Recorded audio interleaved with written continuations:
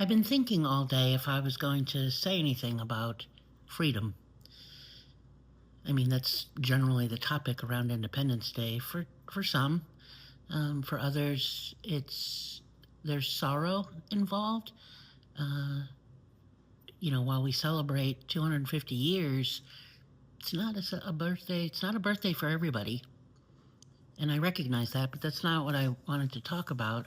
I just wanted to kind of stay with freedom because I've been thinking all day about yesterday when I put up the little video about the cathedral, the St. Vitus Cathedral, which I think I said was in Budapest, but it's actually in Prague, which took nearly 600 years to complete.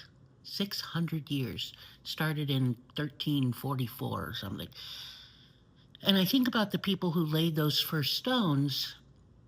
They knew they would never see it finished. They knew they would never, celebrate worship in there. They would never see, the sun come through stained glass windows and just,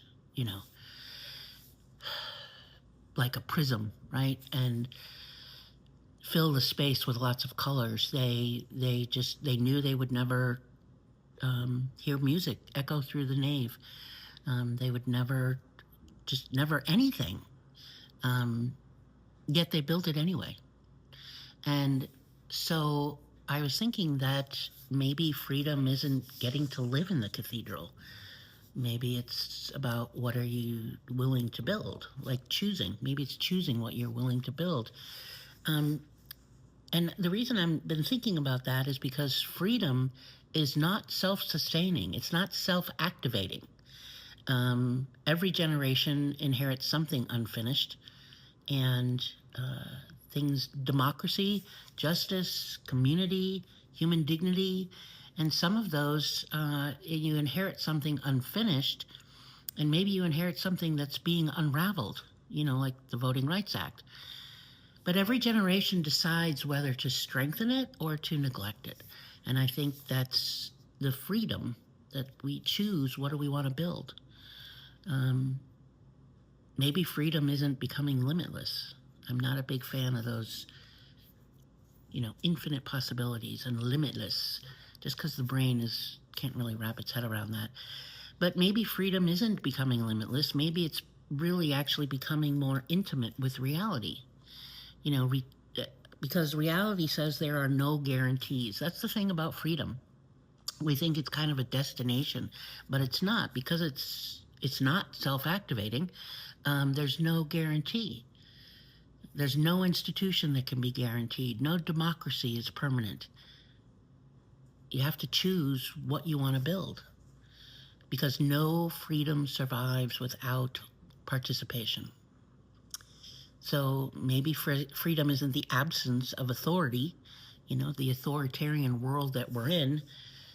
Maybe it's refusing to surrender my conscience.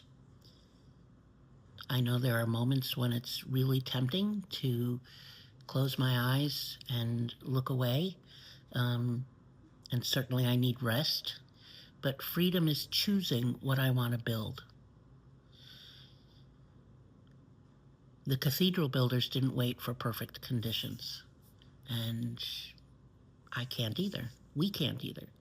They just picked up a stone, and then another, and then another. And I think that's what freedom has always looked like. You pick up a stone and you place it, and then another, and then another. There's no certainty, there's no control, there's no guarantee. It's just ordinary people. I'm ordinary people. I'm going to guess most of you watching or listening are ordinary people. So I think it's ordinary people choosing to build something larger than themselves. So maybe that's what freedom is.